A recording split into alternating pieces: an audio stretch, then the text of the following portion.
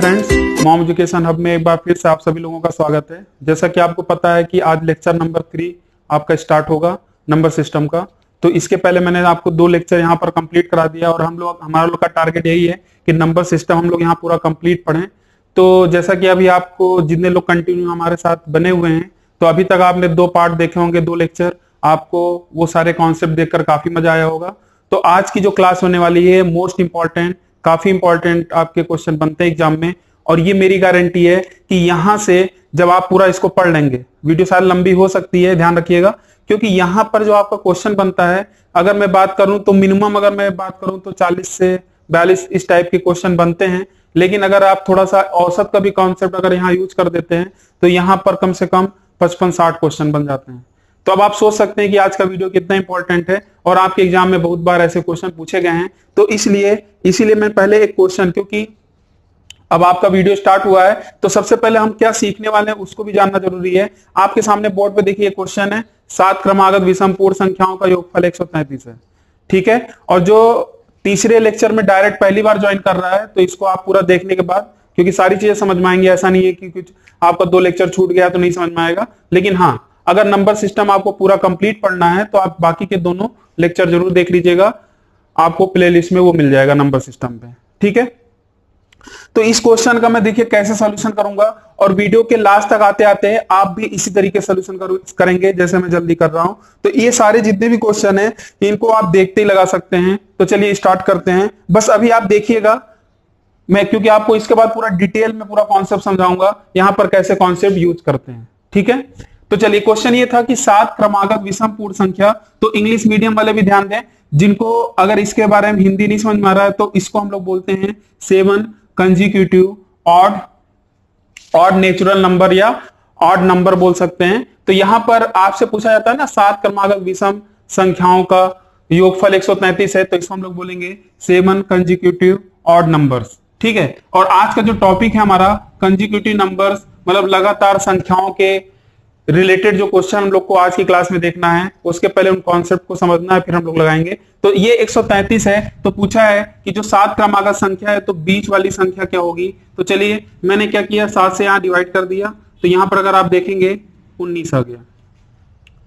अब मैं कैसे कर रहा हूं अभी शायद काफी लोग को नहीं समझ में आएगा, क्योंकि यही तो सीखना है आज की क्लास में पूरी। तो सबसे छोटी संख्या अगर पूछ रहा है तो ध्यान दीजिएगा, मैंने क्या किया, यहां पर सबसे छोटी संख्या अगर पूछ रहा है तो मैं यहां पर 6 घटा दूंगा, कितना आ जाएगा 13। सबसे बड़ी संख्या पूछ रहा है, इसमें 6 जोड़ दूंगा, कितना आ जाएगा 25। क्लियर। सबसे बड़ी तथा सबसे छोटी संख्या का अंतर अगर पूछेगा तो आपका ये जो भी आया है ये 7 है ना, अंतर तो ये देखिए, ये वाला क्वेश्चन भी कई बार पूछा जाता है। इसमें तो आपको कुछ लिखने की, कुछ इक्वेशन बनाने की जरूरत ही नहीं है। आप बस देखेंगे यहां अगर 7 है और विषम है तो इससे 1 कम करिए और इसका दुगना कर दीजिए, आपका आंसर आ जाएगा 12। आप देख रहे हैं ना कैसे कर रहे हैं। और यहां पर अगर आपसे योग पूछेगा तो बस आप क्या करिएगा, जो बीच वाली संख्या है इसका दुगना कर दीजिएगा, क्या आ जाएगा 38। हो गया आंसर। और आप देख रहे हैं, भले मैंने एक क्वेश्चन लिखा, लेकिन इसके अंतर्गत जब आपके एग्जाम में क्वेश्चन पूछा जाता है तो ऐसे ही सिर्फ मैंने आपके सामने सिर्फ 5 ही क्वेश्चन लिखे हैं। इस पे और क्या क्वेश्चन पूछ सकता है, आपसे पूछ सकता है दूसरी सबसे बड़ी संख्या क्या होगी, दूसरी सबसे छोटी संख्या क्या होगी, औसत क्या होगा, इन संख्याओं का औसत क्या होगा। अगर अब औसत को भी अगर जोड़ दिया जाए तो इस पे 1-2 क्वेश्चन और बन सकते हैं। जैसे औसत में आपने क्वेश्चन देखा होगा कि 7 क्रमागत विषम पूर्ण संख्याओं का औसत अगर m है, मान लीजिए k है, यदि उसमें हम 2 लगातार विषम संख्या और जोड़ दें तो औसत पर क्या प्रभाव पड़ेगा, या अब औसत क्या हो जाएगा। तो ये सारे इसी कॉन्सेप्ट पे डिपेंड करते हैं। तो अब काफी लोग ऐसे होंगे इन सारी चीजें नहीं समझ में आई हैं, और जो ऑफलाइन जो हमारी क्लास किए हैं और भी जिनको पता है तो उनको पता है ये कॉन्सेप्ट में कैसे हम जल्दी करते हैं। तो आज की क्लास में आपको पूरा डिटेल में मैं सारी चीजें बताऊंगा विद एक्सप्लेनेशन, क्योंकि देखिए मेरी जो क्लास होती है, देखिए जल्दी तो सीखेंगे, लेकिन थोड़ा सा मेहनत आपको करना पड़ेगा, आपको उनके बेसिक्स को समझना पड़ेगा, और भी बहुत सारे इंपॉर्टेंट रिजल्ट मैं यहाँ आपको बताऊंगा जो आपके लिए काफी इंपॉर्टेंट होगा, ठीक है। तो ये तो आपका क्वेश्चन आज हम लोग को सीखना है, क्योंकि आप ध्यान रखिएगा, इसीलिए वीडियो जैसा होता है ना, कुछ लोग शुरुआत में देख रहे हैं और बाद में क्या होता है, अरे ये तो हमें आता है, पूरा देखने की क्या जरूरत है। मैंने आपसे एक प्रॉमिस लिया था कि आप मेरे नंबर सिस्टम की पूरी वीडियो देखेंगे, कोई भी चीज स्किप नहीं करना है। आप एक बार पूरा देखिए, फिर अपने आप को टैली करिएगा, पहले हमें नंबर सिस्टम कितना आता था, अब कितना आता है, ठीक है। तो अभी तो ये तीसरा ही लेक्चर है, अभी तो बहुत कुछ चीजें पढ़नी है जो शायद आपके सामने वो सारी क्वेश्चन जब आते हैं तो दिक्कत होती है। तो जैसे मैं आपका कल का भी एक बताता हूं, जैसे कल भी ऑनलाइन थे तो काफी लोग ऐसे थे, शुरुआत में जब मैंने आपको एक्स वाई 2 डिजिट रिवर्सल और 3 डिजिट रिवर्सल पर मैंने क्वेश्चन कराया, तो 2 डिजिट तक आप सभी लोग थे। जैसे ही 3 डिजिट पर आए हम लोग, वहां पर बहुत सारे लोग क्या हुआ कि शुरुआत में देखने लगे, फिर उसके बाद फिर गायब होने लगे, उनको लगा कि ये टफ है। लेकिन आप ये बताइए, ये क्वेश्चन तो टफ होता है, लेकिन अगर आप मेरी बातों को एक बार फिर से देखें, इसीलिए जो आपका सेकंड लेक्चर है, लास्ट का जो 20 मिनट है, लास्ट का 20 मिनट आप एक बार फिर से देखिएगा और 100% आपको समझ में आएगा। तो उसी पे मैंने आपको एक होमवर्क भी दिया था, तो काफी लोग को पता ही नहीं होगा कि होमवर्क भी दिया गया है।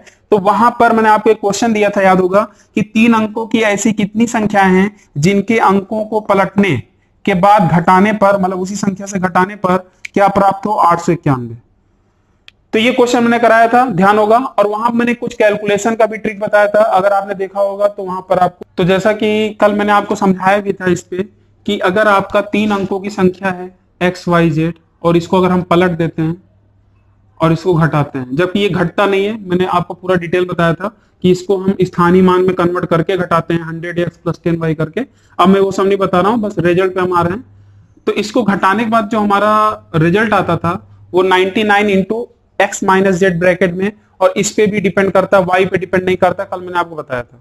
ठीक है, तो इसका मतलब कभी भी 3 अंकों की संख्या अगर आप लिखकर ओरिजिनल नंबर से अगर उसको पलट कर आप घटाओगे, तो वो संख्या हमेशा 99 से कटेगी। इसका मतलब ये संख्या हमेशा क्या होगी, 99 से कटेगी। तो क्या आप बोल सकते हो कि ये 99 एक्स माइनस जेड 891 है, और जब इसको काटेंगे आप तो ये लगभग आपका 9 टाइम्स जाएगा, 9 बार। अब मैंने जल्दी क्यों कर लिया, ये कैसे मैंने जल्दी किया, तो इसीलिए तो मैंने बोला लेक्चर 2 आप देखिए, वहां पर मैंने आपको डायरेक्ट तरीका भी बताया था कि एक इसमें पैटर्न बनता है, और यहां से आप बहुत जल्दी कैलकुलेशन पकड़ सकते हैं। 99 इंटू 1, 99 इंटू 2, 3, 4 बार इसमें 4 से मल्टीप्लाई करें, 5 से 6 से, तो एक पैटर्न बनता है। तो इसी बेस पे हम जल्दी यहाँ पहचान सकते हैं कि यहाँ पर हमारा आंसर क्या आएगा। ठीक है, क्लियर है। तो यहां पर ये आपका x माइनस जेड बराबर 9 आया, तो x माइनस जेड पे ही देखिए ये चीज जो है, ये क्वेश्चन x माइनस जेड बराबर अगर 9 आ रहा है, तो मैं यहां पर अब यहां पर केस डेवलप करता हूं कि हमारा केस क्या बनेगा। देखिए यहां पर थोड़ा सा आपको धैर्य रखना पड़ेगा। मैं टफ जो काफी टफ माना जाता है उस क्वेश्चन को भी बहुत आसान तरीके से बता रहा हूं। मैं यहां पर क्या किया कि x y z है, तो ये बताइए यहां पर इसका जो डिफरेंस आना चाहिए, इसका डिफरेंस 9 आना चाहिए। तो ये एक अंक की संख्या है, तो मैक्सिमम हम x को क्या रख सकते हैं, बोलिए। मैक्सिमम हम x को 9 रख सकते हैं, और z को मिनिमम क्या रख सकते हैं, 0। और कल की क्लास मैंने डिस्कस भी किया था कि x को हम लोग 1 से लेकर 9 तक पुट करते हैं, और y की वैल्यू हम लोग पुट करते हैं 0 से लेकर 9 तक, और z की वैल्यू हम लोग 0 से लेकर 9 तक या 1 से लेकर 9 तक, वो कंडीशन पे डिपेंड करता है। जैसे कल का जो क्वेश्चन था वहां z की वैल्यू आपको 1 ही लेना था, क्लियर है। तो इसलिए यहां पर अब मैंने 0 ही क्यों लिया, क्योंकि आपको यहां पता है कि x माइनस जेड का जो डिफरेंस आना चाहिए 9 आना चाहिए, और ये तभी पॉसिबल है जब z की वैल्यू क्या लेंगे आप, 0। अब y की ये बताइए, y की पॉसिबिलिटी क्या है, y आप कुछ भी रख सकते हो, 0 से लेकर कहां तक, 9 तक। तो ये कितने अंक हो जाएंगे, यहां पर 10 केस बन जाएंगे। तो इसका मतलब आपसे पूछा गया था 3 अंकों की ऐसी कितनी संख्याएं हैं। आपके कल की क्लास मैंने आपको बताया था कि 2 अंकों की वो वास्तविक संख्या आपको बतानी है, तो वहां पर आपको एक ही संख्या मिल जाता था और ऑप्शन टिक कर देते हैं। यहां पर आपके जो 3 अंकों की संख्या ऐसी सिर्फ एक ही संख्या नहीं पॉसिबल है, यहां पर बहुत सारी संख्याएं पॉसिबल हैं, जिनको पलटने के बाद, रिवर्स करने के बाद, घटाने के बाद आपका जो नंबर आए 891 आ जाए। कितनी संख्याएं पॉसिबल हैं, जैसे यहां पर आप रखिए, यहां 0 रखिए, 900 और पलटेंगे 009 हो जाएगा, तो उसको घटाएंगे तो आपका ही आएगा।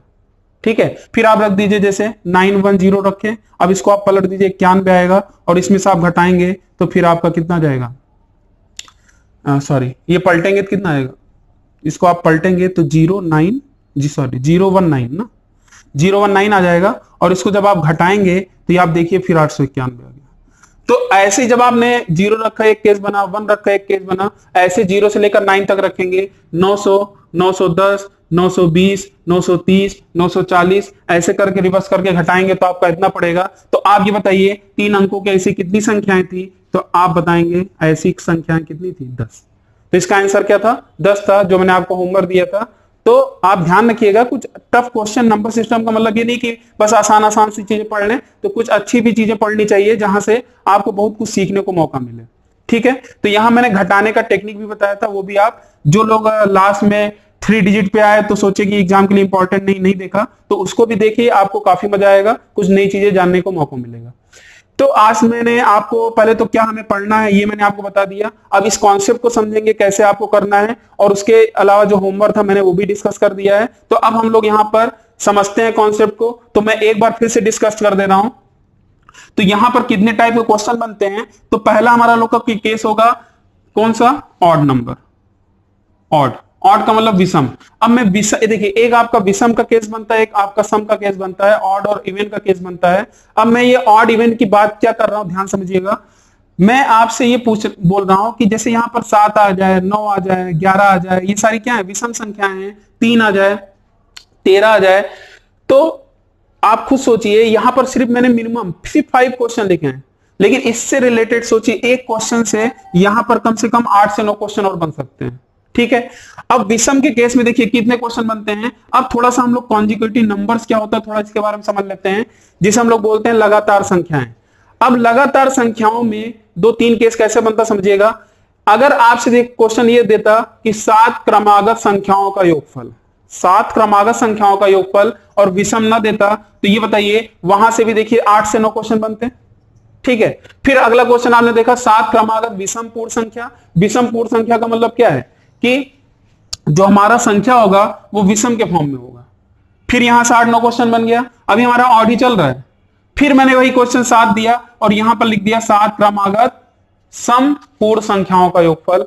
तब यहां से देखिए यहां से भी 8 क्वेश्चन बन गए। तो सोचिए 8 से कितने केस बन गए, 8 16 8 30 24, तो लगभग 24 क्वेश्चन मिनिमम की बात कर रहा हूं। 24 क्वेश्चन ये बन गए। और जब आपने इसको सीख लिया तो आपका फिर यही फिर इवन में आ जाएगा। इवन का मतलब क्या हो जाएगा, 8 क्रमागत संख्याओं का योगफल, 8 क्रमागत विषम संख्याओं का योगफल, 8 क्रमागत सम संख्याओं का योगफल। तो 24 कितना हो गया, 48 हो गए। तो 48 टाइप के क्वेश्चन यहां पर आप कर सकते हैं, और वो भी सेकंडों में कर सकते थे। एक झलकी मैंने आपको शुरुआत में ही दिखा दिया है। लास्ट में एंडिंग तक आते आते आप भी ऐसे ही कर सकते हैं सोल्यूशन। ठीक है। उम्मीद है कि ये चीज हम लोग को क्या पढ़ना है ये तो आप समझ गए ना, क्या हमें पढ़ना है। अब हम लोग यहां पर स्टार्ट करेंगे एकदम बेसिक से। तो मैंने जैसा कि बताया भी है कि नंबर सिस्टम अगर आप पढ़ रहे हैं तो मैं एकदम बेसिक से पढ़ाऊंगा, ये कैसे आ रहा है, क्यों आ रहा है, जिससे आपको अच्छे से याद रहे। और आप नोट्स साथ में तैयार करते चलिएगा। नहीं, अगर नोट्स नहीं तैयार कर पा रहे हैं तो बाद में कहीं अगर डाउट होता है तो फिर से आप देख लीजिए। लेकिन मेरा यही कहना रहेगा, आप कोशिश करिए नोट्स तैयार करिए। अगर फिर दोबारा जब आप पढ़ने बैठेंगे कहीं अगर प्रॉब्लम आती है तो या तो आप कमेंट कर सकते हैं कमेंट बॉक्स में। अब तो ये भी आप देख रहे होंगे कि कमेंट आपको जब करना होता है तो आपको नीचे नहीं जाना है, क्योंकि ये थोड़ा सा YouTube में नंबर ड्रॉबैक था कि काफी ऐसे लोग थे जिनको कमेंट करना ही नहीं आता था, क्योंकि वो नीचे कमेंट का ऑप्शन आता था। अब उस चीज को अपडेट हो कर दिया गया है YouTube में, जहां पर आपको जैसे वीडियो आप बनाते हैं तुरंत देखिए आपको कमेंट सेक्शन आ रहा है। अगर आप YouTube अपडेट नहीं किए तो उसको अपडेट कर लीजिए, जहां पर आपको ऊपर ही सेक्शन में आपको कमेंट बॉक्स मिल जाएगा, तो आप कोई भी कमेंट कर सकता है। स्टार्ट करते हैं। और स्टार्ट करने से पहले यहां पर एक चीज और ध्यान दीजिएगा कि जो लोग टेलीग्राम ग्रुप में ऐड नहीं हुए हैं, यहां पर ये तो मैं आपको डिस्क्रिप्शन में दे दूंगा, वहां से आप लिंक से ज्वाइन हो सकते हैं। अगर आपको नहीं मिल पा रहा है तो आप डायरेक्ट टेलीग्राम में जाइए, वहां सर्च करिए मॉम एजुकेशन हब, तो वहां पर आपको दिख जाएगा, तो उसको आप ज्वाइन हो जाएंगे। तो जहां पर आपको सबसे जल्दी नोटिफिकेशन मिलेगा, जो भी इंपॉर्टेंट चीज होगी मैं वहां पर हमेशा भेजता रहता हूं, जिससे आपको कभी भी ये क्लासेज के जो अपडेशन रहेंगे वो आपके कभी भी मिस नहीं होंगे। कब आपका क्लास लगना है, कौन सी क्लास लगनी है, सारी चीजें वहां पर मैं अपडेट करता रहता हूँ। ठीक है। और भी कोई इंपॉर्टेंट जैसे क्वेश्चन हुए तो मैं वहां पर भेज दूंगा, तो आप उसको देखिएगा। इसके अलावा आपका फेसबुक पे पेज भी है मॉम एजुकेशन हब से, तो उसको भी आप वहां पर सर्च कर सकते हैं। तो जैसे आपको मिलेगा तो वहां पर आप उसको लाइक कर लीजिएगा। ठीक है। जो भी अपडेट होगा वहां मिल जाएगा। तो जितने भी सोशल मीडिया प्लेटफॉर्म है मैं वहां पर आप उपलब्ध हूं, तो वहां पर भी आप हमको फॉलो कर सकते हैं। ठीक है। तो चलिए स्टार्ट करते हैं। यहां पर अब आज की क्लास में जैसा कि मैंने आपको बताया कितने टाइप्स के क्वेश्चन बन रहे हैं, यहां पर मिनिमम 48। ठीक है। उससे ज्यादा भी हो सकता है, अभी मैं दिखाऊंगा आपको। तो यहां पर चलिए स्टार्ट करते हैं एकदम बेसिक से। अब तैयार हो जाइए।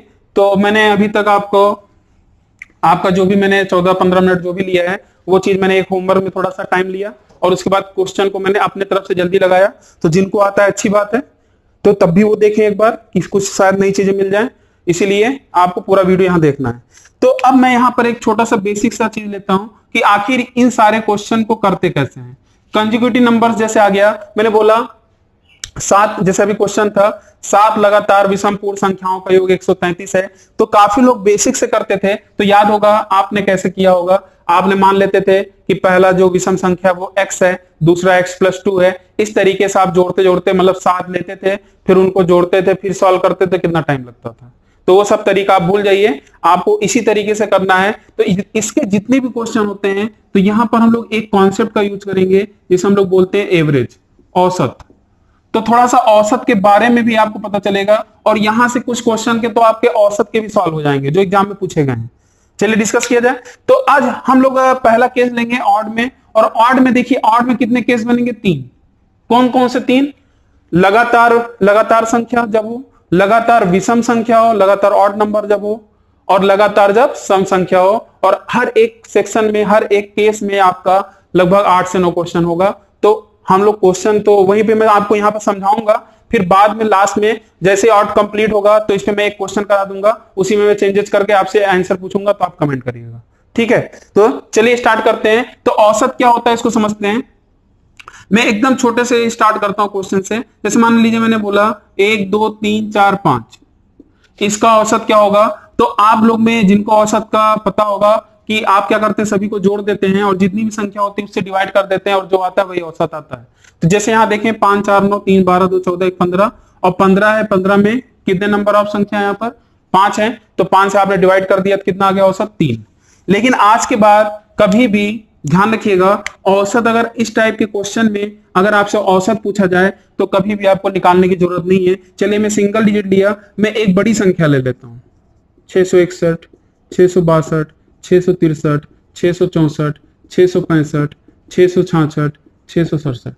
मान लीजिए छोटे मोटे एग्जाम में आपसे एक क्वेश्चन पूछ लिया कि इस तरीके से आपको दे दिया गया और बोला गया कि इसका औसत बताओ। अब जिनको नहीं पता है वो क्या करेंगे, सबको जोड़ेंगे और जोड़ने के बाद 7 से डिवाइड करेंगे, फिर आपका जो आएगा वही औसत हो जाएगा। लेकिन क्या ये करना है? क्योंकि यहां पर आपको इंपॉर्टेंट पॉइंट है, यहां पर एक चीज आपको पता चला कि जो औसत होता है वो हमेशा आपका अगर लगातार संख्या हो या इनके बीच में गैप क्या हो, इन बीच का जो डिफरेंस हो सभी में, अगर वो समान हो, अगर 2-2 का डिफरेंस हो, चाहे 3-3 का हो, चाहे 4-4 का डिफरेंस सभी में हो, तो उस केस में हमारा औसत हमेशा क्या कहां पर रहेगा? बीच में रहेगा, जिसे हम लोग बोल सकते हैं मिड में, ठीक है। तो यहां पर औसत निकालने की जरूरत नहीं है, डायरेक्ट इसका आप देखकर बता सकते थे इसका एवरेज कितना है 3। इसको भी डायरेक्ट आप देखकर बता सकते थे बीच में कौन है, 3 इधर 3 इधर, बीच में कौन सा है? 664। तो औसत यहां पर क्या हो जाएगा? 664। और आपको याद होगा मैंने अभी जब क्वेश्चन लिखा था उसमें एक क्वेश्चन मैंने लिखा था कि 7 लगातार विषम पूर्ण संख्याओं का योग 133 है, तो बीच वाली संख्या क्या होगी? तो क्या हम बोल सकते हैं कि जो बीच वाली संख्या होती है वही तो औसत है? सोचिए, वही औसत है। तो आपके एग्जाम में औसत भी दे सकता है या बीच वाली संख्या दे सकता है, तो ये 2 क्वेश्चन तो ऐसे बन गए, ठीक है। तो अब आपको ये चीज समझ में आ गया, तो आज के बाद आपको जोड़ना भी नहीं है। और यहीं पर मैं एक चीज और डिस्कस कर दे रहा हूं, यही चीज अगर गैप अगर आपका 2 का हो या 3, मतलब ये विषम में हो, और हम लोग केस कौन सा ले रहे हैं? ऑड में। ऑड का मतलब ये नहीं कि सारे नंबर ऑड, ऑड का मतलब ये है कि जो हमारी संख्याएं होंगी वो ऑड में होंगी, कहने का मतलब 5 होगी, 3 होगी, 7 होगी, 9 होगी, 11, इस फॉर्म में, ठीक है। उसके बाद हम लोग सम वाला भी केस लेंगे, और बाद में कुछ कंक्लूजन देखेंगे, कुछ इंपॉर्टेंट रिजल्ट जहां पर आप ऑप्शन में भी जाकर तुरंत टिक कर सकते हैं। तो इसीलिए वीडियो को मिस ना करिएगा, पूरा देखिएगा यहां पर। अब यहां पर जैसे ही आपको ये सारी चीजें समझ में आ गई, अब यहां पर हम लोग धीरे धीरे अपने क्वेश्चन की ओर आते हैं। तो आपने देखा कि जो मेरा पहला क्वेश्चन था आपसे एग्जाम में पूछा भी गया था कि ऐसे क्वेश्चन दे दिया जाएगा, 3 क्रमिक लगातार संख्याओं का योग कुछ भी दे देगा और बोलेगा औसत क्या होगा। क्लियर है? तो आप ये बताइए, अगर योग देता है, ध्यान दीजिएगा, आपने क्या किया, इन सबको जोड़ने के बाद आपने 5 से भाग दिया, क्योंकि 5 संख्या थी तभी तो औसत आया। इसका मतलब अगर आपके एग्जाम में, जैसे अभी मैंने क्वेश्चन दिया था उससे मैं टैली कर रहा हूं कि 7 अगर लगातार संख्या है 133, उनका योग, 7 लगातार संख्याओं का योग 133 है, अगर मैं 7 से डिवाइड कर दूंगा, ठीक है, तो क्या यही हमारा बीच वाली संख्या होगी? यही मैंने अभी लिखा था। उम्मीद है कि सभी को समझ में आया। तो एक चीज और ध्यान रखिएगा, कमेंट आप करते चलिए हाँ या ना कि सर हाँ समझ में आ गया, ठीक है। तो आगे बढ़ूं, तो यहां पर जैसे आपका 19 आया, अब हम लोग दूसरे क्वेश्चन पर आते हैं। तो आपसे पूछा गया सबसे बड़ी संख्या, सबसे छोटी संख्या। फिलहाल ये विषम वाला केस है, अभी हम लोग फिलहाल क्या ले रहे हैं, हम लोग लगातार संख्या वाला केस ले रहे हैं। लगातार। तो पहले हम लोग इस पे क्वेश्चन करते हैं, फिर आगे बढ़ते हैं, ठीक है। तो आप ध्यान दीजिएगा, मैं यही 2 एग्जांपल लिया हूं और इसी 2 एग्जांपल से समझाऊंगा और फिर मैं यहां पर एक क्वेश्चन लिखूंगा, उसको आप करिएगा। जब ऑड आपका पूरा फिनिश हो जाएगा तब मैं पूरा डिस्कस कर दूंगा इसी में, लगातार में, सम में और विषम में। लगातार में पहले पूरा डिस्कस कर देता हूं, फिर क्वेश्चन हम लोग यहां पर करेंगे। अब दूसरा क्वेश्चन आपसे पूछा गया, ये दिया नहीं रहेगा, ठीक है, ये नहीं दिया रहेगा, आपको दिया रहेगा 5 लगातार संख्याओं का योग आपका दिया है 15 दिया रहेगा। तो बोलेगा सबसे बड़ी क्या होगी, सबसे छोटी क्या होगी, जैसे मैंने बताया था। तो सबसे बड़ी संख्या क्या है 5, सबसे छोटी संख्या क्या है 1। अब यहां पर जो आपका चौथा क्वेश्चन था, चौथा क्वेश्चन क्या था, देखिए बीच बीच में आपको जहां भी क्वेश्चन दिखता है, अगर आप नोट नहीं कर पा रहे हैं तो आप स्क्रीनशॉट ले लिया करिए, जिससे आप कम से कम क्वेश्चन को देख सकें। तो यहां पर आपसे जो चौथा क्वेश्चन पूछा गया था कि सबसे बड़ी तथा सबसे छोटी संख्या के बीच का अंतर, ये काफी इंपॉर्टेंट है। और यहां पर आप क्वेश्चन को देखकर 2 सेकंड के अंदर आप लगा सकते हैं, कुछ करना ही नहीं है। जब आपसे बड़ी और छोटी का अंतर पूछेगा तो आपको क्या करना, ध्यान दीजिएगा, आपको कुछ निकालने की जरूरत ही नहीं है, ना तो डिवाइड करना है। बस आपके सामने अगर क्वेश्चन दिखा कि 7 लगातार संख्या, पहले लगातार संख्या पर आते हैं तो उससे बस 1 कम कर देना है, और जब लगातार संख्या लेते हैं तो उन सबके बीच का डिफरेंस क्या होता है 1। तो इससे जितनी भी संख्या होगी उससे 1 कम कर देंगे और उसमें 1 से मल्टीप्लाई कर देंगे तो क्या जाएगा, आप चेक करिएगा, हमेशा वही आंसर आएगा। जैसे यहां आप देखिए ये 5 संख्या है लगातार, तो 5 है ना, तो 5 से 1 कम कर दीजिए 4, और गैप कितने का है सभी में 1 का, तो यही हमेशा अंतर आएगा। अब इसमें मैंने आंसर क्या लिया था, जो वहां जल्दी कैसे लिखा था, अब आपको समझ में आ रहा होगा कि अगर 7 लगातार विषम संख्या है, ध्यान दीजिएगा, 7 लगातार विषम संख्या, तो उससे 1 कम कर दीजिए, और विषम में गैप कितने का रहता है, सभी में 2 का गैप रहता है, 6 गुणे 2 12, और उम्मीद है आपने देखा होगा 12 आंसर आया अभी तक, पूछा भी गया है क्वेश्चन, ठीक है। अब आगे बढ़ते हैं, यहां पर आपसे 5वां जो क्वेश्चन पूछा गया था, इनका योगफल क्या होगा। तो योगफल आप जैसे निकालते हैं तो ध्यान रखिएगा, जब आपने बीच वाली संख्या निकाला होगा, जो बीच वाली संख्या आपने निकाला, जैसे यहां पर 3 है, इसका आप दुगना कर दीजिए तो ये आपका आ जाता है सबसे बड़ी तथा सबसे छोटी संख्या का योगफल। आप नोट डाउन करते चलिएगा, ध्यान रखिएगा, ठीक है। वैसे मैं इतना बता दूंगा, इतना बार बार बोलूंगा तो आपको इस वीडियो में लास्ट तक आते आते आपको दोबारा पढ़ने की जरूरत नहीं है, इसकी पूरी गारंटी है। जितना भी मैं आपको वीडियो यहाँ बना रहा हूं, आपको ये मान लीजिए आपको दोबारा रिवाइज करने की जरूरत ही नहीं पड़ेगी। लेकिन हाँ, ये नहीं कि आप रिवाइज नहीं करेंगे, तो बीच बीच में आप देखते रहिएगा, जिससे आप कभी कोई चीज भूलें ना। अब यहां से जैसे मैंने यहां पर दिखा, देखिए यहां पर आप जब जोड़ेंगे, जैसे यहां देखिए आपने देखा 5 1 6 देखिए आ रहा था कि नहीं योगफल, और यहां पर भी देखिए इसका डिफरेंस। अब इसका डिफरेंस अगर मुझे जल्दी निकालना है, कितनी संख्या है लगातार 7 है, तो उससे 1 कम कर दिए 6 गुणे 1 करना है, क्यों, क्योंकि डिफरेंस 1 का है, तो बड़ी और छोटी का अंतर कितना आएगा 6 आ जाएगा, चेक कर लीजिए 661 667 का डिफरेंस कितना आएगा 6। योगफल में आते हैं, योगफल के लिए क्या मैंने बताया, जो बीच वाली संख्या होगी, जो औसत होगी, उसका दुगना कर लीजिए। 664 का अगर दुगना करेंगे कितना आ जाएगा, 2 चौक 8, 2 छंग 12, 2 छंग 12 1 13, 1328 चेक कर लीजिए, इसको जोड़िए, देखिए आपका आ रहा होगा 1328। तो अब बताइए, क्या आपको ये सब करने की जरूरत है, आपको न तो सीरीज इस तरीके से बनाने की जरूरत है, आप तुरंत कर सकते हैं, ठीक है। लेकिन अब यही संख्या, जैसे मैंने यहां पर तो 7 लिया, 11 लिया, 3 लिया, ऐसे छोटे छोटे क्वेश्चन आ रहे हैं। कल को मान लीजिए आपके एग्जाम में आ जाए 41 लगातार विषम या 41 लगातार संख्या, तो उसमें सबसे बड़ी और सबसे छोटी संख्या बनाने के लिए तो क्या आप बीच में लिखकर वहां तक जाएंगे, तो वो भी मैं अभी सिखाऊंगा। तो अभी तो मैं आपको लगातार वाले पे सिखा दिया है, तो चलिए मेरे ख्याल से आपको सारी चीज समझ में आ गई होंगी। अब आप सोच रहे होंगे सर 8 से 9 क्वेश्चन कैसे हुए, तो चलिए छठे क्वेश्चन पर आते हैं। तो छठा क्वेश्चन आपसे ये पूछा जा सकता है, दूसरी सबसे बड़ी संख्या क्या होगी, छठा हो गया। दूसरी सबसे छोटी संख्या क्या होगी, तो इस तरीके से आप कर सकते हैं, ठीक। अब इनका भी अंतर पूछ सकता है, ये भी ध्यान रखिएगा, इनका भी अंतर पूछ सकता है, इनका भी जोड़ पूछ सकता है, मतलब बहुत सारे क्वेश्चन बन सकते हैं। ये तो मान लीजिए 7 8 ऐसे ही हो गए, और उसके बाद देखिए 9 10 भी पूछ सकता है आपसे। देखिए आपसे ये भी देता है क्वेश्चन, जब आपका लगातार संख्या देता है, इसको औसत से भी जोड़कर 2-3 क्वेश्चन बना सकता है कि अगर आपका 7 लगातार संख्या है, उसका औसत अगर k है, यदि उसमें 2 लगातार विषम संख्या है या 2 लगातार संख्या और जोड़ दिया जाए तो औसत क्या हो जाएगा, या औसत पर क्या प्रभाव पड़ेगा। आपने ऐसा क्वेश्चन देखा होगा, कई बार एग्जाम में क्वेश्चन पूछा गया, ठीक है। तो मेरे ख्याल से आपको ये लगातार पे कॉन्सेप्ट समझ में आ गया। और अब हम लोग आते हैं क्या विषम, इसी पे अगर हम लोग विषम संख्या लेते हैं लगातार पे तब क्या होने वाला है, और उसी पे अगर हम सम लेंगे तब क्या होने वाला है, उसको भी जल्दी चेक कर लेते हैं एग्जांपल के थ्रू, ठीक है। फिर यहाँ पर एक क्वेश्चन लिखेंगे और उस क्वेश्चन में हम लोग सारे क्वेश्चन को सॉल्व कर। हमारे लोग को ऑड वाला केस चल रहा था, अगर विषम वाला केस होगा तब क्या होगा, तो विषम के लिए हम लोग एग्जांपल ले लेते हैं, जैसे 1 3 5 7 9, ठीक है। और एक बड़ी संख्या ले लेते हैं, मान लीजिए मैंने लिया 81 83 85 87 89 91 93, ठीक है। अब ऐसे ही सम वाला भी यहीं पे देख लेंगे, सम वाला भी चलिए लिख दे रहे हैं, उसमें क्या हो रहा है। तो सम वाला केस हम लोग देख लेते हैं, मान लीजिए 22 दे दिया, 24 26 28 30, ठीक। अब हम लोग यहीं पे समझते हैं ध्यान से, जिससे आप जब मैं क्वेश्चन लिखूंगा बस आपको बस कमेंट करना है आपका आंसर क्या रहा है, और फिर बाद में हम लोग जब विषम का और सम वाला दोनों 3-3 केस जब सभी का पढ़ लेंगे, पूरा कितने केस हो जाएंगे, 6 केस। तो जब सब पढ़ लेंगे तो हम लोग वहां पर कुछ कंक्लूजन देखेंगे, कुछ आपके सामने नजर आएगी बात, शायद आपको ना दिखे, मैं आपको वहां पर सिखाऊंगा, तो उसको आप नोट डाउन जरूर कर लीजिएगा। तो चलिए स्टार्ट करते हैं। तो यहां पर मेरा पहला क्वेश्चन है, इसका बीच वाली संख्या क्या आएगी। आपसे बोला आपका क्वेश्चन कैसा आएगा, पहले सुन लीजिए। क्वेश्चन ये दिया जाता है कि 5 लगातार विषम संख्याओं का योगफल डैश डैश कुछ भी दे दे, कुछ भी दे दे, ठीक है। तो वहां पर आपको क्या करना है, अगर 5 है तो 5 से उसमें योग में भाग दे देंगे तो बीच वाली संख्या आ जाएगी। 7 होगा, उनका योगफल देगा तो उससे हम 7 से भाग दे देंगे। अब मैं योग नहीं कर रहा हूं, आपको पता है जो भी योगफल होगा उसको जब भाग देंगे तो यही बीच वाली संख्या आएगी। और बीच में आपको निकालना काफी आसान है, जो आपको दिख रहा होगा बीच में ये है, ठीक है। बीच वाली संख्या आ गई। तो चलिए जल्दी से देखते हैं और चेक करते हैं क्या हमारा विषम और सम वाले केस में भी वो चीज अप्लाई हो रहा है जो लगातार वाले में अप्लाई हो रहा था।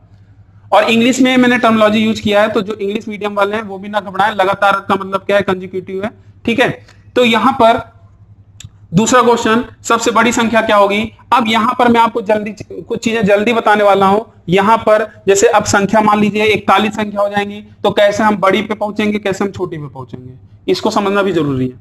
फिलहाल अगर छोटी संख्या है तो वहां तक तो आप पहुंच ही जाएंगे। अब मैं आपको पता है कि 5 अगर बीच में है, अगर 5 संख्या है तो 2 इधर होगा 2 इधर होगा, तो 5 2 7 तो 2 9।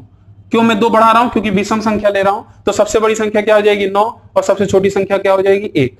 अब इसी चीज को थोड़ा मैं एक्सप्लेन करके आपको समझाता हूं कि जल्दी कैसे हम बड़ी संख्या पे पहुंचेंगे। यहां पर तो कोई दिक्कत नहीं है, लेकिन आपके एग्जाम में ये मान लीजिए अगर आ गया 41 लगातार विषम संख्याओं का योगफल कुछ भी दे दे, ठीक है। मान लीजिए 1681 दे दिया और पूछ लिया गया कि उसमें सबसे बड़ी संख्या क्या होगी, सबसे बड़ी संख्या क्या होगी, तब हम लोग कैसे लगाएंगे। तो वहां पर आप ध्यान दीजिएगा, जब आप बीच वाली संख्या निकालोगे ना, तो आपको ये देखना है, जैसे यहां पर देखिए ये आपकी बीच वाली संख्या है, तो आपको पता है कि अगर 5 है, 5 संख्या में बीच वाली जो संख्या होगी वो तीसरे पोजीशन पे होगी, बोलिए। तो आप बोलोगे 2 मुझे आगे बढ़ना है।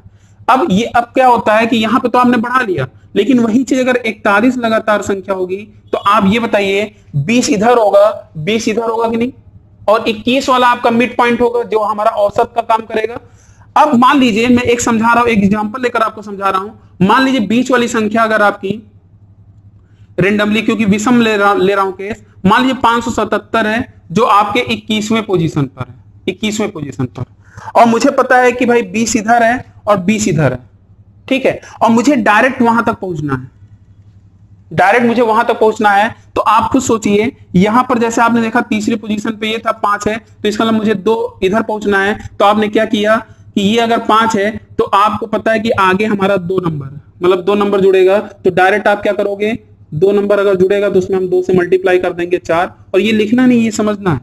और यही 4 हम जोड़ देंगे, 5 4 9, ठीक है। और यही चीज अगर ये सोचिए, अगर हमारा 21वें पोजीशन पर 577 है और आपको पता है कि 2-2 करके आगे बढ़ा होगा 579, ऐसे अगर आप करते जाएंगे तो काफी टाइम लग जाएगा। मुझे डायरेक्ट सबसे बड़ी संख्या पहुंचना है, तो आप क्या करोगे, 20 गुणे, क्योंकि आगे 20 है, और 20 गुणे 2 क्यों कर रहे हैं, क्योंकि इनके बीच का गैप क्या है 2। अगर 3 गैप होगा तो 3 करेंगे, तो 20 दूनी डायरेक्ट हम लोग 40 जोड़ देंगे इसमें। और जब हम लोग 40 जोड़ देंगे तो यहां पर आप देख लीजिए क्या आ जाएगा आपका 617, मतलब जो सबसे बड़ी संख्या हो जाएगी 617 हो जाएगा। और यही 40 अगर घटा देंगे तो आपका आंसर जो सबसे छोटी संख्या होगी वो आ जाएगी।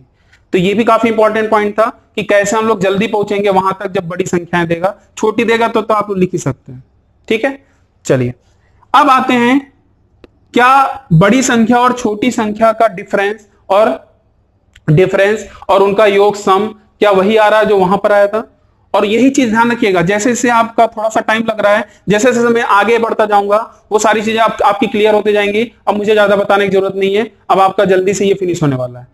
अब बताइए, सबसे अगर मैं बोलूंगा इसका योगफल क्या आएगा, तो आप देख रहे हैं 9 1 10, लेकिन क्या हमें ये करना है? आपको पता है जो भी औसत आता है उसका बस आप दुगना कर देंगे तो डायरेक्ट आपका योगफल आ जाएगा, सबसे बड़ी और सबसे छोटी संख्या का योगफल। अंतर की बात आ रही थी, ध्यान होगा, तो अंतर की बात आएगी तो जितनी भी संख्या होती है उससे एक कम कर दीजिए, 5 है तो एक कम कर दीजिए, और इनके बीच का जो अंतर होगा उससे मल्टीप्लाई कर दीजिए, तो हमेशा अंतर वही आएगा, चेक कर लीजिए। तो बड़ी और छोटी संख्या का जो, सॉरी एक नहीं होगा, अंतर कितना है 2, सॉरी अंतर कितना है 2 है, तो यहां पर हमारा आंसर कितना जाएगा 8। आप चेक कर लीजिए 9 - 1 कितना जाएगा 8। तो ये सब बनाने की जरूरत भी नहीं है, जब भी सबसे बड़ी संख्या का योगफल और अंतर पूछे और कई बार पूछता है तो वहां पर आप काफी जल्दी कर सकते हैं। और मेरे ख्याल से इसी तरीके से आप यहां भी चेक कर सकते हैं, जल्दी से जल्दी चेक कर लेते हैं। औसत हमारा 87 आ जाएगा। बड़ी संख्या छोटी संख्या तो आप निकाल ही लोगे, इसका अगर मैं दुगना करूंगा 2 7 14 2 8 16 1 17 174 आएगा, जोड़ लीजिए 174 ही आएगा, 174 आएगा। और बड़ी संख्या और छोटी संख्या का अगर अंतर पूछेगा तो क्या आएगा, आप खुद बताइए, क्या हमें निकालना है? हम डायरेक्ट देखेंगे, अगर 7 है तो 7 से 1 कम कर दीजिए, 6 दूनी 12, 2 क्यों? क्योंकि बीच का डिफरेंस 2 है। चेक कर लीजिए 93 - 81 कितना जाएगा 12। तो ऐसे ही आप देखिए, अगर इस पे भी आएंगे तो आप यहां पर भी काफी जल्दी कर सकते हैं। तो यहां पर देखिए हमारा औसत क्या आएगा, समझना जरूरी है, क्योंकि कंक्लूजन, मुझे पता है आपको काफी लोग को समझ में आ गया होगा, काफी लोग को लग रहा है सर वही बार बार बता रहे हैं, लेकिन मैं यहां पर आपको सारी चीजें दिखाना चाह रहा हूं जिससे बाद में हम लोग कंक्लूड कर सके हमारा रिजल्ट यहां पर क्या आ रहा है। सम वाले केस में देखिए, ध्यान दीजिएगा, औसत पर पूरा फोकस करिएगा। यहां पर देखिए औसत हमारा क्या आ रहा है 26, जो बीच वाली संख्या होगी, और इसका अगर हम देखें बड़ी संख्या छोटी संख्या तो निकाल ही लेंगे। इसका अगर मैं दुगना करूंगा 52 आ रहा है, देखिए 30 22 52।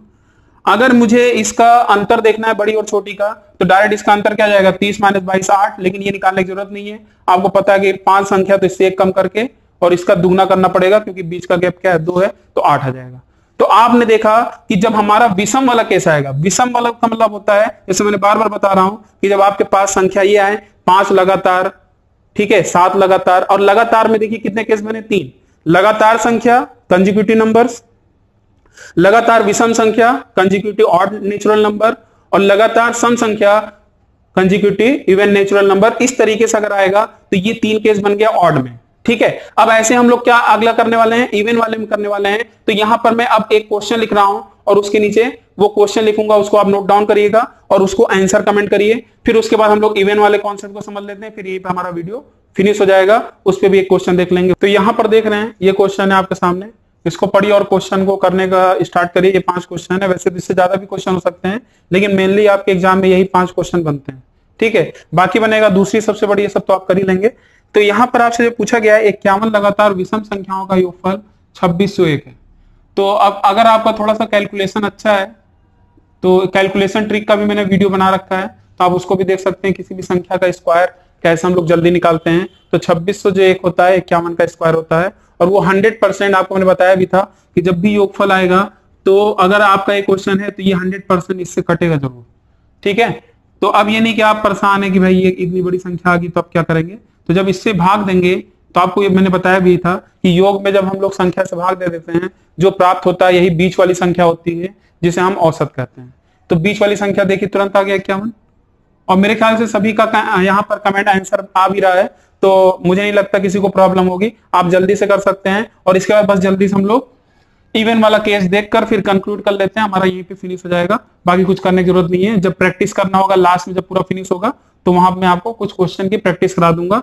वहां पर आपको पूरा वीडियो देख चुके रहना है, जिससे जब आप वहां प्रैक्टिस जब स्टार्ट किया जाएगा, तो मैं पहले भी अनाउंसमेंट कर दूंगा, जहां पर आप जिनका वीडियो कुछ छूटा है कोई भी लेक्चर, तो उसको पूरा आप कंप्लीट देखकर नोट बना लें, ठीक है। अब सबसे बड़ी संख्या वाली बात आती है, मैं यही बात कर रहा था। अब सबसे बड़ी संख्या अगर बात आई तो आपको पता है बीच वाली संख्या 51 है। सबसे बीच वाली संख्या क्या है 51 है। तो अब आप हमें ये बताइए, अगर बीच वाली संख्या 51 है तो टोटल 51 है, तो ये मान लीजिए एक संख्या यहां आ गई, बचा कितना 50, तो इसका मतलब 25 इधर होगा 25 इधर होगा, ऐसे तो बताया था। तो इसका मतलब सबके बीच में देखिए विषम है, तो सभी के बीच में 2-2 का गैप होगा। तो डायरेक्ट अगर मुझे सबसे बड़ी बताना होगा तो क्या बताएंगे, बताइए 25 इधर 25 इधर, तो 25 में 2 का निकालनी होगी, तो 25 में हम 2 का मल्टीप्लाई करके जोड़ देंगे, तो 51 + 50 कितना हो जाएगा बताइए 101। और यही घटा देंगे तो सबसे छोटी संख्या आ जाएगी। तो 51 में 50 घटा देंगे तो सबसे छोटी 1 आ गई और सबसे बड़ी संख्या क्या आ गई? 101। क्लियर है? अब ये ध्यान रखिएगा, आपके एग्जाम में पांचों एक साथ नहीं आता है, या तो ये दे देगा या तो ये दे देगा या तो ये दे देगा। तो जब भी जैसे मान लीजिए पूछा सबसे बड़ी माइनस सबसे छोटी, तब तो कुछ करने की जरूरत ही नहीं थी, बस आपको क्या करना था, इससे एक कम करना था और इसका दुगना कर देना था। आंसर क्या आ गया? 100। चेक कर लीजिए, 101 माइनस 100, कुछ करने पड़ा क्या? सबसे बड़ी और सबसे छोटी की अगर बात होगी तो मैंने बताया था जो भी बीच वाली संख्या आएगी इसका दुगना 102। चेक कर लीजिए 102 और सभी लोग का आंसर आ रहा है। इसका मतलब आपको ये कॉन्सेप्ट पूरा अच्छे समझ में आ गया। तो चलिए अब हम लोग इवन के केस में आते हैं। हम लोग अब इवन का केस लेते हैं और इवन में जिसे हम लोग बोलते हैं सम। अब सम का मतलब ये नहीं कि मैं सम नंबर लूंगा, कंसेक्यूटिव नंबर्स में उस टाइप के क्वेश्चन जहां पर आपके एग्जाम में आ जाता है कि 6 लगातार संख्याओं का योगफल दे दे, 6 लगातार विषम संख्याओं का योगफल दे दे, 6 लगातार सम संख्याओं का योगफल दे दे। तो जल्दी से हम लोग तीन, अब देखिए अब ज्यादा टाइम नहीं लगेगा क्योंकि आपको सारी चीजें क्लियर है। बस एक चीज बस मुझे थोड़ा सा यहाँ पर एक बार मैं समझा दे रहा हूँ लगातार में, बाकी विषम और सम अपने आप समझ लेंगे। ठीक है, तो चलिए यहाँ ध्यान दीजिएगा और नोट डाउन करते चलिएगा। मैं एग्जाम्पल लेता हूँ, छोटे छोटे एग्जाम्पल ले लेता हूँ।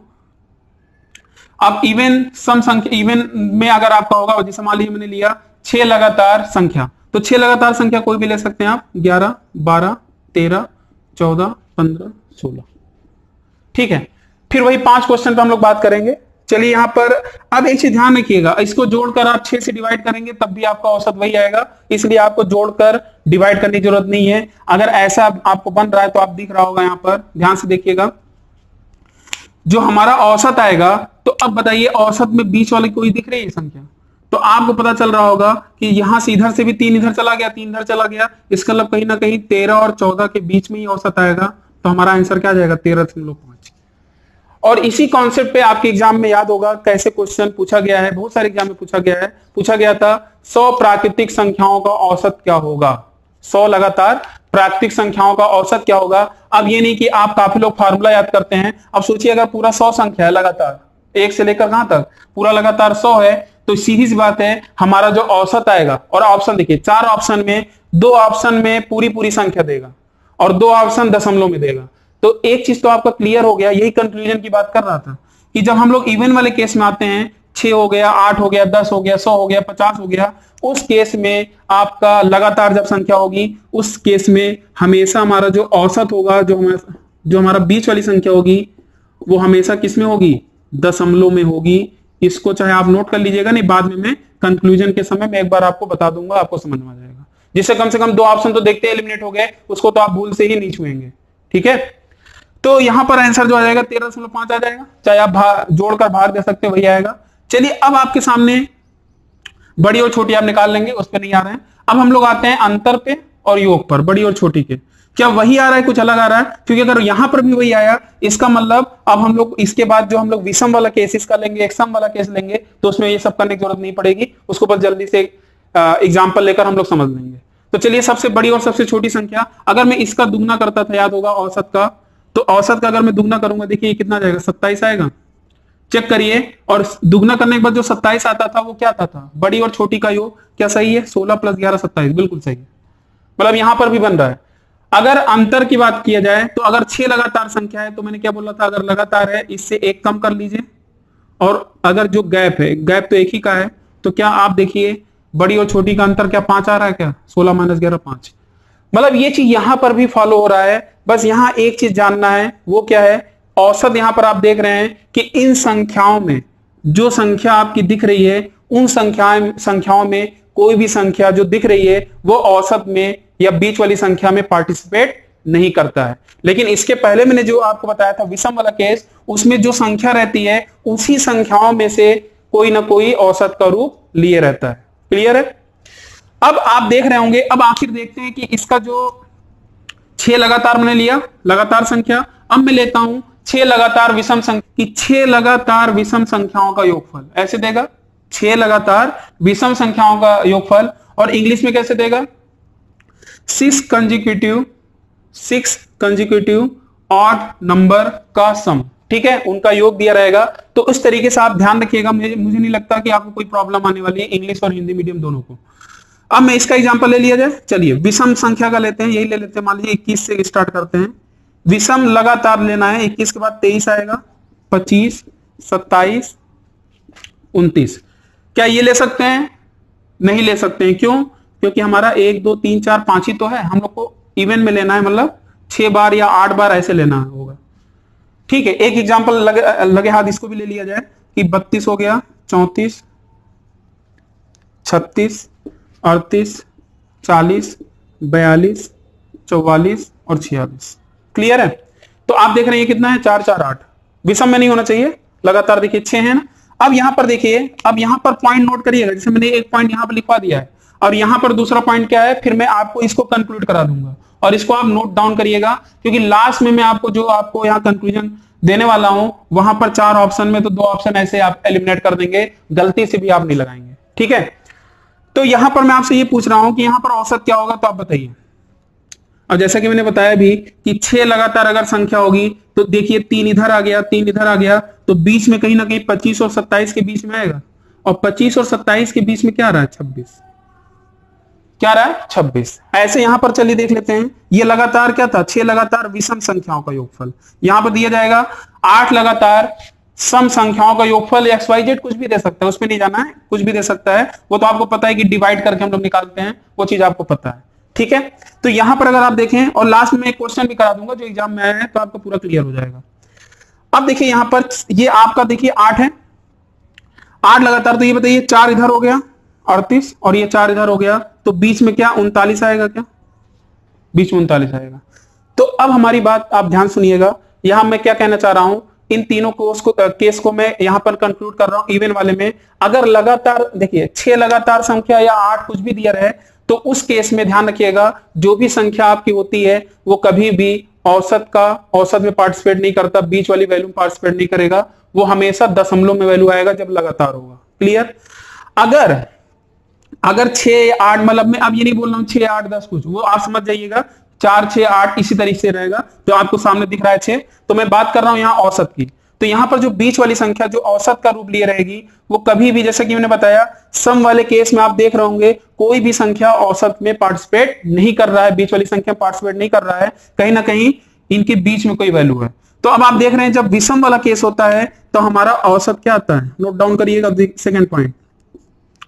जब हमारा विषम वाला केस होगा 21 23 ऐसे करके रहेगा, तो बीच वाली संख्या हमेशा हमारी क्या आएगी, इवन नंबर आएगी, सम संख्या आएगी। और यही चीज अगर सम संख्या रहेगा तो बीच वाली संख्या हमारी किस में आएगी, ऑड में आएगी। क्लियर है?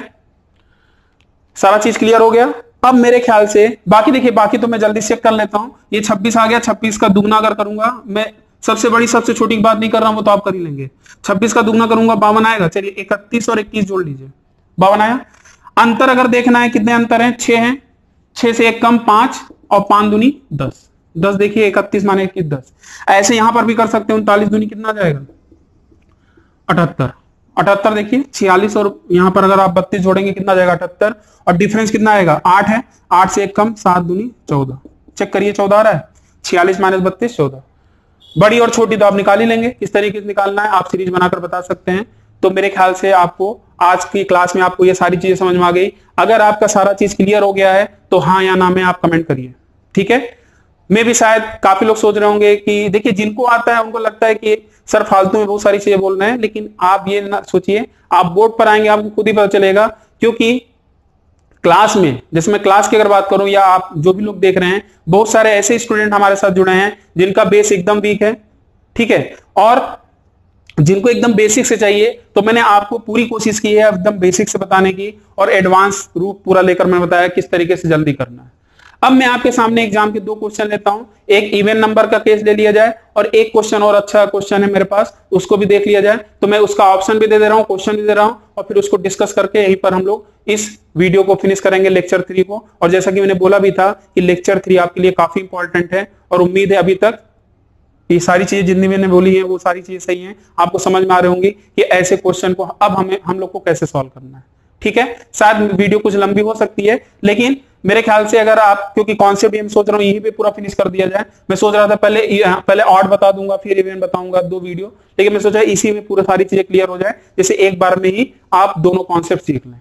और आप सोचिए आज की क्लास में आप कितने क्वेश्चन तैयार कर लिए हैं, कम से कम 50 क्वेश्चन, औसत मैंने डिस्कस नहीं किया वो वाला, वो हम लोग जब औसत पढ़ेंगे वहां डिस्कस करेंगे, नहीं तो वो भी मैं यहाँ डिस्कस करता तो थोड़ा वीडियो और लंबी हो जाएगी।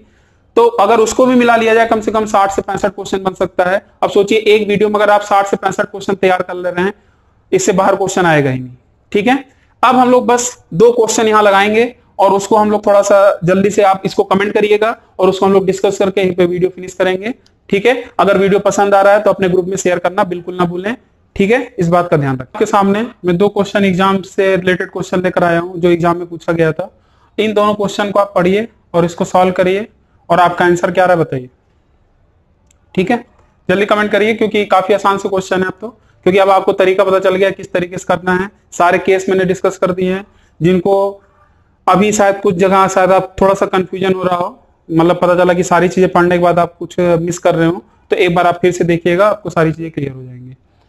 तो चलिए जल्दी से आंसर करिए यहाँ पर दोनों क्वेश्चन का, और कितने लोग का आंसर सही आता है देखते हैं। तो चलिए फिलहाल मैं यहाँ बता रहा हूँ, अपना आप आंसर चेक करिएगा। 4 लगातार सम संख्याओं का योग, और जब भी योग देगा एक चीज ध्यान रखिएगा, उसमें आप 4 से क्या कर देंगे, भाग दे देंगे। जब 4 से आप भाग देंगे देखिए क्या आएगा, 4 एकम 4, 4 8 32, 4 7 28। और जैसा कि अभी मैंने कंक्लूड किया था, उस कंक्लूजन में पॉइंट क्या मैंने बताया था, अगर आपका सम वाला केस होता है, अगर लगातार संख्या होगा तो जब भी बीच वाली संख्या आएगी दशमलव का रूप लिए हुए होगा, इस बात का ध्यान रखिएगा। और अगर आपका सम है, अगर सम 4 लगातार सम संख्या है तो आपका औसत हमेशा क्या आता है, विषम आता है, मैंने वही बताया। अगर आप विषम होगा तो क्या आएगा, सम। ये 3 पॉइंट आपको अच्छे से नोट करना है। बाकी विषम वाले केस में कोई दिक्कत नहीं है, उन्हीं संख्याओं में हमेशा बीच वाली ही संख्या क्या कहलाएगी, औसत ही आएगी। ठीक है, अब जैसे ही आया, अब आपको पता है कि ये अभी संख्या का रूप नहीं है, क्योंकि मैंने आपको बताया था ना 187 वैसे भी देखिए सम है, तो 187 के जो बगल होगा 188, और इधर कितना जाएगा 186। ठीक है, इधर अगर आगे बढ़ेंगे कितना आएगा 190, और इधर देखिए यहां पर अगर इधर बढ़ेंगे 184। मैंने क्यों लिखा, क्योंकि 4 लगातार संख्या आप चेक करते हैं क्या यही है कि नहीं है, क्योंकि आपको पता है कि अगर 4 लगातार संख्या है तो 2 के बीच में ही तो होगी 187। इसका मतलब सबसे छोटी संख्या क्या हो जाएगी, 184। हमारा आंसर क्या हो जाएगा ये। अगर सबसे बड़ी संख्या पूछता तो क्या हो जाता, 190। उम्मीद है कि ये चीज आपको समझ में आ गया, और अंतर और डिफरेंस पूछता तो आप कर ही लेते। ये एक काफी अच्छा क्वेश्चन पूछा गया था। यहां पर देखिए एक साथ 2-3 चीजें यूज कर सकते हैं। कैसे, लगातार 6 प्राकृतिक संख्याओं में से यदि पहली 3 संख्याओं का योग अगर 27 है तो अन्य 3 संख्याओं का योग क्या होगा, अन्य 3 संख्याओं का योग क्या होगा। तो सबसे पहली बात, एक बात और समझ लीजिएगा, जैसे मैंने बोला 1 2 3, अगर 3 संख्या है लगातार, अगर आपने बोला था कि जो बीच वाली संख्या होती है, जब विषम वाला केस होता है, जब बीच वाली संख्या होती है वही औसत होता है। फिर आपने औसत में 2 से मल्टीप्लाई किया था तो सबसे बड़ी और सबसे छोटी का योग आया था। एक बात और यहां पर रह गया था, वो शायद आपको जब फार्मूला हमने बताया था वो भी चीज आपको आ जाना चाहिए, लेकिन मैं यहां डिस्कस कर दे रहा हूं जो चीज नहीं समझ पाए आप लोग। जो औसत होगा और उसमें जितनी भी संख्या होगी अगर उससे हम मल्टीप्लाई कर देंगे तो डायरेक्ट आपका योगफल भी आ जाता है। इसका मतलब जितने भी केसेस मैंने लिए थे, अगर औसत में जितनी भी संख्या होगी, जैसे 133 वाला जो पहला क्वेश्चन था, 7 संख्याओं का विषम संख्याओं का योग 133 है, जब आपने 7 से डिवाइड किया था 19 आया था, तो 19 में उस 7 से अगर मल्टीप्लाई कर देंगे डायरेक्ट योगफल भी आ जाएगा। आपको पता है 19 7 133।